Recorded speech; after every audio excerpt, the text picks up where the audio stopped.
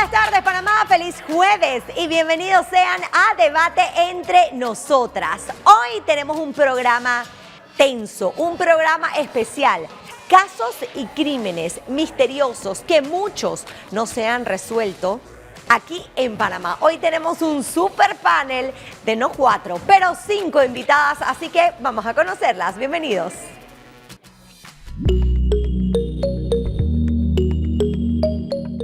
Muchas veces normalizamos el crimen, los secuestros y desapariciones. Los vemos y escuchamos en todos lados, en las noticias, YouTube, redes sociales y hasta en documentales. Pero detrás de cada caso, detrás de cada dosis de misterio, existe incertidumbre y frustración de parte de las familias que luchan en silencio. Hoy, nuestro panel es un libro abierto, no precisamente de ficción, sino de investigaciones y testimonios reales sobre estos casos. Empecemos con Debate Entre Nosotras.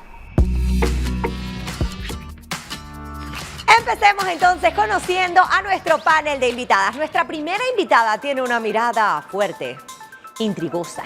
Y eso es porque observar e indagar es parte de su profesión. Viola Guevara nuevamente está con nosotros. Bueno, la vez pasada no estaba yo, pero bueno, tú estás aquí nuevamente, Viola. Y encantada, como siempre, de compartir y estar en este debate entre nosotras que hoy está buenísimo. Gracias, de verdad, me encanta que puedas estar con nosotras y ser parte de este debate. Continuamos con una mujer que ha aprendido a sacarle una sonrisa a la vida y ayudar a otros a hacerlo también. Es directora y cofundadora de Camp Guandú y escritora del libro Mía, Tuya, Suya. Annie Skilsten. Annie, bienvenida. Hola, gracias. Gracias por tenerme acá, es un honor. Gracias a ti de verdad por acompañarnos y sé que vas a poder contar muchas cosas aquí el día de hoy. También nos acompaña una abogada muy optimista, especialista en Derecho de Familia con más de 28 años de experiencia. Ella es Tania Taola Arrocha. Tania, bienvenida. Bueno, muchísimas gracias, Betina. La verdad que es un gusto estar en este programa. Gracias a ti por acompañarnos nuevamente también. Ella es una chica que, si bien se dedica al marketing, su pasión está en las letras, porque dentro de la ficción siempre hay un toque de realidad. Escritora de literatura de misterio, Jocelyn Goncalves. Jocelyn, bienvenida. Gracias, muchas gracias por la invitación. Para mí es un honor estar aquí contigo. Oye, gracias, tan bella, qué chévere ver a alguien así joven que le guste escribir y que le gusten las letras y que me encanta. Y completamos este panel, porque sí, son 5 invitadas, con una periodista especialista en estos temas. Se conoce cada uno y cuya narrativa objetiva posee una emoción que únicamente su voz puede transmitir.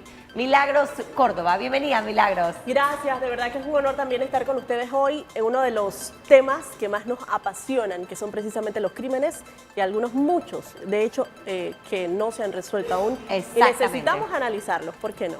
Exacto, así que bueno, hoy vamos a hablar de estos casos. Y yo quiero, bueno, preguntarles aquí que nos acompañan. Ha habido muchos casos, muchos crímenes, de hecho, recientemente. Siento que como que hubo una ola de muchos crímenes, inclusive por el área de Chiriquí, escuché, ha habido muchos crímenes, casos misteriosos en Panamá que han quedado inclusive muchos sin resolver. ¿Cuál ha sido quizá el que más a ustedes las ha impactado? ¿Quién quiere empezar? Viola, vamos. Mira, yo tengo 2 puntuales, no uno. Bueno, hay varios, pero tengo 2 que sí me han llamado muchísimo la atención. Uno es el caso de Mónica Serrano. Total, ese es el que más me ha impactado. Quizás, bueno, por todo, el impacto, bueno, el tema del hecho, el impacto social. Se trata de una menor de edad, por lo menos en los últimos 20 años, el otro año se cumplen 20 años de ese caso en febrero. Qué locura. Y en los últimos 20 años no había ocurrido algo así en Panamá.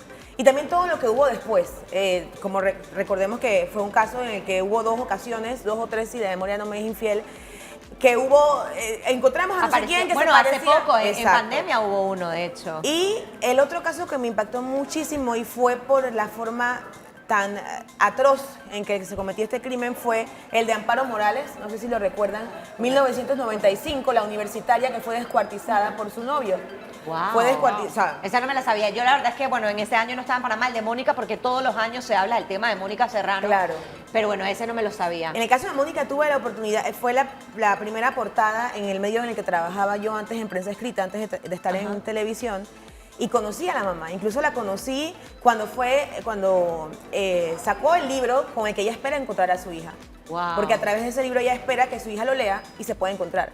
O sea, y como le comentaba a Milagros tras cámara, yo cierro los ojos y recuerdo la imagen de la señora Mónica entrando en la redacción con esta cara de esperanza, pero a la vez una mezcla como de tantos De sentimientos. desesperación, Claro, de era todo. inevitable como periodista que no estar o no compartir quizás ese sentimiento con la familia. Claro. Y bueno, acá mi colega que es la que le ha tocado redactar y reportar todo lo que ha ocurrido con ella. Pero ese caso y el de Amparo, por la Esos forma en la dos. que... En tu caso, vamos con otra periodista, en tu caso, ¿cuál ha sido quizá ese caso o esos dos casos que más te han impactado a ti? Uno reciente, el caso del Terrón, fue una masacre en donde una familia completa muere. Es asesinada por una secta religiosa.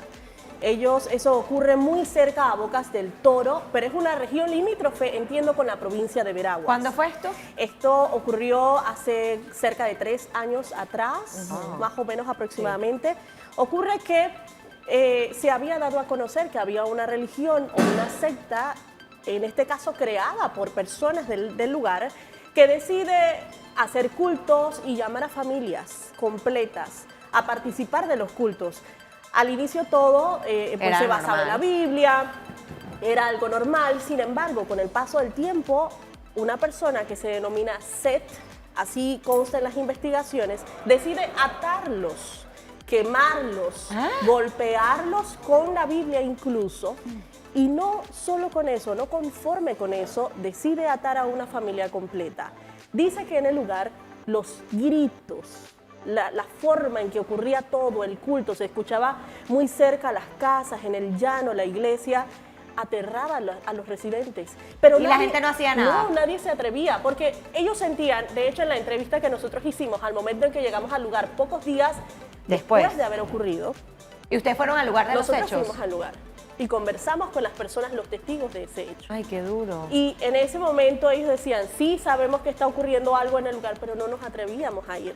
Porque de hecho ni siquiera dormían de noche por temor a ser secuestrados por esa secta.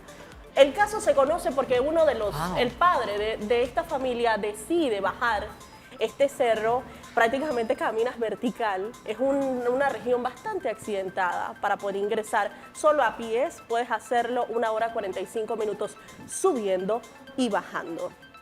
No hay línea telefónica, no hay una forma de comunicarse, así que las personas eran todavía más vulnerables. Ay. Quedaron presas. Y una de pregunta, ¿y esto se resolvió este caso? Fue resuelto, cerca de 8 personas en este momento están en prisión. Ellos entonces pudieron declarar y decir que habían matado a 6 miembros de una familia. Una familia completa. 7, 6 menores y a la madre. La madre estaba embarazada y fue asesinada frente a sus hijos, luego ellos. O sea, son casos muy Ay, no, qué dramáticos horror. que realmente ocurren en el país y que nos dejan a todos bastante asombrados sobre la hazaña, el comportamiento y cómo ellos adquieren hasta otra personalidad, por así decirlo. Wow, ese no me lo sabía, la verdad. En su caso, ¿cuál es quizá ese caso que más la haya marcado? Mira, yo sí quisiera traer a colación un caso ya de hace mucho tiempo, pero que fue un tema determinante. Ese fue el caso de Krista Lau en el 96, 97 aproximadamente. La niña tenía 6 años. Ajá. Esta niña fue criada prácticamente con una familia oriunda de Tocumen. Ellos tenían, digamos, la visión de poder cuidarla como una hija biológica y demás. Aparece la madre, pelea la madre, como quien dice, en el juzgado.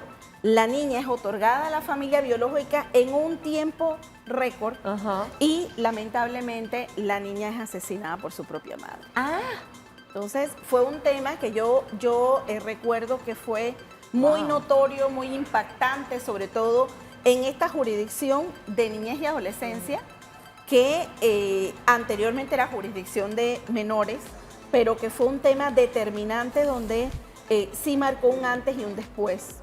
Y sobre todo ver la necesidad de poder evaluar e ir más allá. Y sobre todo, Betina, el hecho de que la situación de que fuera una madre biológica, no por el hecho de la sangre, le daba la propiedad para poder reclamar a esta niña. Fue un tema que impactó. un tema mucho más muy complejo, grande, exacto. claro que sí. Wow. ¿Y hoy en día la madre está presa? Claro que sí. Sí está. Sí, sí, sí, pero al precio, ¿no? Al precio de una mala decisión en un momento dado por parte de una autoridad. Así es. Wow. En tu caso, ¿cuál caso recuerdas? El del culto. Ah, principal, ese lo recuerdo. sí, por las redes sociales, porque he aprendido que en la literatura y la ficción y la realidad hay un hilo muy delgado, ¿no? A veces incluso la misma ficción es incluso menos aterrorífica que la misma Que la realidad, ¿no? realidad. Porque como seres humanos somos muy oscuros, somos malos, ¿no? Y ese capturó mucho mi atención. De hecho, escribí un relato basado en esa historia y de un pueblo, claro, yo lo coloco como un pueblo ficticio, ¿no? Para no entrar en, Exacto. en ese debate, pero tomo inspiración, ¿no? Tomo inspiración de ciertos casos. O sea que ese caso te marcó definitivamente. Me marcó muchísimo porque tiene un halo religioso, ¿no? Que es muy interesante, ¿no? Una especie de culto a la personalidad, mesianismo, ese tipo de cosas que captan mi atención. Igual lo mismo el caso de Mónica Serrano, que me recordó también a este caso que vimos en Netflix, el de Madeleine.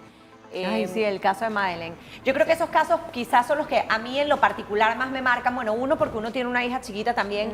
Y dos, porque son estos casos que nunca se resuelven. O sea, ¿cómo es vivir para una mamá sin saber la mataron, no la mataron, está viva, no está viva, está sufriendo, no está sufriendo? O sea, no hay un desenlace. Y el hecho de que no haya un desenlace, para mí eso hace los casos mucho más difíciles. complicados y más dolorosos. Y eso, y perdón. disculpa que te Sí. interrumpa, pero esto, cuando pasa eso, entonces comienza a surgir el tema del morbo, del misticismo, de lo sobrenatural alrededor de todo eso. También. Algunos casos están alrededor de Exacto. temas de brujería y ahí es cuando entra toda esta parte sobrenatural. En los casos que en realidad son cosas que los seres humanos hacemos. Cometen. Exacto. Ahora en tu caso tú de hecho tienes una historia personal, no sé si también lo quieras compartir. Sí, bueno, mi historia personal es que mi mamá fue asesinada cuando yo tenía 13 años y fue enorme en Panamá. Mi mamá además era una persona súper querida y entonces, digo, todos somos súper queridos, pero algo tenía como su sonrisa, era una persona sumamente magnética, entonces generó como un... ¿Sabes? Nosotros somos Como 4 hijos. Entonces, ¿Y ese caso quedó resuelto? sí, fue resuelto, pero una de las cosas que toco en mi libro, Mía, Suya, Tuya, es que no, o sea, hubo mucho privilegio, porque fue resuelto por un tema de que, y es súper incómodo hablar de este tema porque avergüenza, ¿sabes? Pero al final del día como que yo soy muy a calzón quitado y avergüenza porque la razón fue porque el presidente dijo, o sea, el presidente de ese momento era el Toro Pérez Valladares y él dijo, o sea, toda la seguridad se vuelca a conseguir al asesino. Pero el asesino ya tenía, era un violador en serie que tenía como 18 casos no resueltos en Costa Rica y en Panamá ya tenía un pocotón. Además que cuando, o sea, se dice, yo no soy experta, pero se dice de los violadores que, o sea, generalmente cuando tú tienes 8 casos debes tener muchísimos más. Por supuesto. Porque eso es una gente que sale del miedo a, ¿sabes? Porque él las Hablarlo. golpeaba y las amenazaba muchísimo. Mi mamá murió defendiéndose, no fue violada, pero obviamente el morbo y la cosa, o sea, mucha gente hablaba. Y al final del día estaba hablando con alguien que fue violada, que me decía como que yo estuve del otro lado, porque yo sí fui violada y por eso no morí. ¿Me explico? Entonces mi mamá murió defendiéndose y entonces en mi libro, por ejemplo... ¿Y cuál era el modus operandi de esta persona? él O sea, era- en el caso, ¿cómo da él con tu mamá? Él era, él no sé, no se sabe cómo, pero como que la vio y le llamó la atención, pero él lo que hacía era que trataba como de agarrar a mujeres para castings y las enredaba Wow. y luego se las traía para la casa. Pero el caso de mi mamá es que mi mamá era, vendía real estate, vendía Bienes y raíces. raíces. Llevaba dizque 3 semanas trabajando, nada. En verdad todo le jugó en contra, o sea, muchas de las cosas, o sea, lo que cuento en mi libro cuando hago la investigación es que en realidad fueron como muchas coincidencias muy locas y todo les jugó en contra. O sea, como que donde estaba, quedaba con un río, que ese día no había nada, o sea, como que todo, le Todo jugó- dio para que se diera para que se lamentablemente diera- ese hecho. Sí, pero sí lo consiguieron, como te digo, o sea, toda la policía panameña se volcó volcó. a conseguirlo y sí, o sea, sí lo consiguieron y luego él se fue de la cárcel terminó en Colombia, hizo desastres allá, tiene como 20 y pico de condenas más allá. Luego quedó en Venezuela lo agarraron por papeles y luego se dieron cuenta que estaba pedido por la Interpol por Colombia. El tipo es... Sí, horrible. Y ¿Cómo hacías tú? Hay gente mala. Y lamentablemente en estos países a los violadores no hay una pena, o sea, yo siento que no hay la pena suficiente para el mal que ellos causan. O sea, yo he visto, ay, él violó, salió normal. Pero ¿sabes se qué es fugó. lo peor? Que no se condena en la sociedad, porque eso fue una de las cosas que conseguí, porque cuando, mira, en realidad lo que mató a mi mamá sí fue ese señor, pero lo que sobre todo mató a mi mamá fue el sistema, porque él tenía 2 denuncias y las denuncias están ahí. Que él, o sea, él tenía denuncias que decían dónde vivía, dónde trabajaba, su nombre, su apellido, pero como él frecuentaba el mismo lugar que mucha gente de la policía, entonces no lo cogieron. ¿Por qué? Porque no se condenan los casos socialmente. Y es lo mismo que pasa con la corrupción y tantas otras cosas. Exactamente. El problema es que no lo condenamos a nivel social. El problema es que a nivel social lo dejamos pasar y fluimos. Ay, es corrupto, no importa, él puede estar aquí con nosotros, es nuestro amigo. O sea, y eso es lo que pasa con la sociedad. Y muchas veces por estos casos, la misma sociedad es la que tiene la culpa. Exacto. Mira, en ese punto, Betina, yo pienso que es importante, hay una iniciativa legal donde se hablaba de la lista de los pedófilos, las personas agresoras sexuales, pero el tema es el detalle. Los que están en esa lista es que ya han pasado por un proceso y ya tienen sentencias condenatorias, no aquellos que están en investigación.